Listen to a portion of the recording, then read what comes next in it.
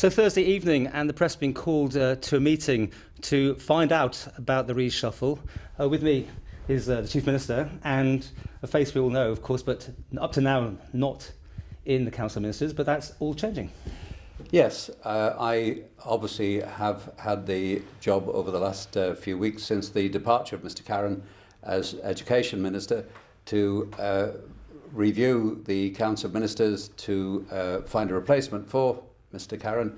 I'm very pleased to announce that Mr Cregeen, who currently is or has been Minister at the Department of Community, Culture and Leisure, has agreed to take on the role of Minister of Education and Children, and in replacement of Mr Cregeen, Mr Cregeen has now accepted the role of Minister at DCCCL. Mr Cregeen has had a varied experience in government for the last 6 years, and in particular part of that experience was with the old Department of Tourism and Leisure, which in effect covered many of the aspects of the current DCCL responsibilities.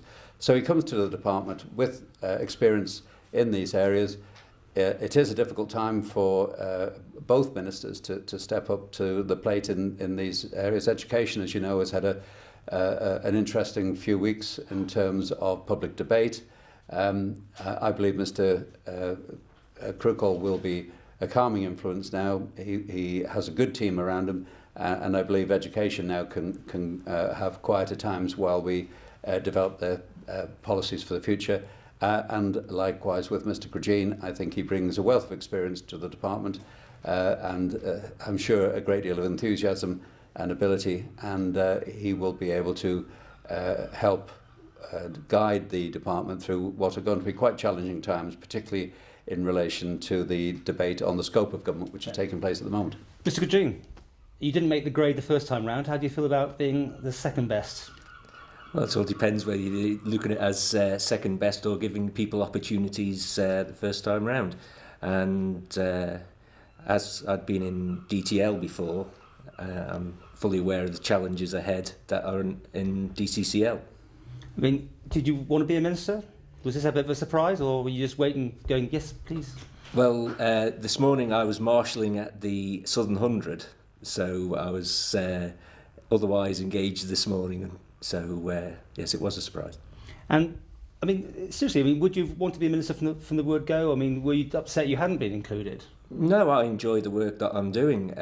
I've always enjoyed picking up challenges and getting on with it. So this is an opportunity to try and influence the way things are going. And I think that's what most members have to do, is try and influence the way that we move forward into the future. Because, I mean, you have been a backbencher and you have been quite vocal on a few things. Is that now all going to stop, isn't it? Because you can't. It doesn't stop you being vocal. Let's go back to the rest of the reshuffle. Does Mr Carron end up in some position? I've said right at the outset that the door to government is open to everyone who's prepared to work with us. Get a position? The further vacancies which will now be created by these changes today will be filled in the next few days, and I hope to make an announcement on the new appointments early next week.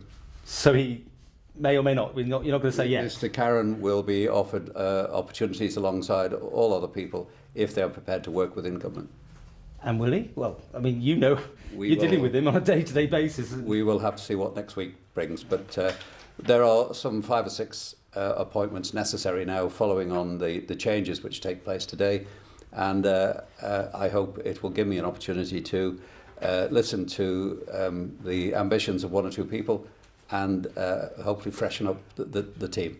It won't be a major reshuffle, but it is a necessary one to fill the new vacancies which have been created by these changes.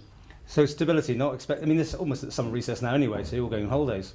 So, you know, but I mean, you're not expecting anything more this year unless anything else occurs, I presume. You can never say never in politics. One thing I can be absolutely clear on, first of all, that Tynwald is not going on holiday for the summer. There is a considerable amount of work which continues to take place right throughout the summer period. There is very little let-up except for the fact that Parliament is not sitting.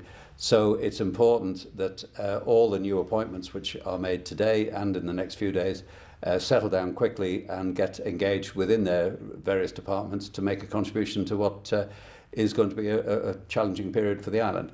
Whether there are going to be any changes in the future, well, time will tell. There is likely to be some changes at the LegCo elections in February, March next year, and there may be others round about that too. So we'll have to wait and see.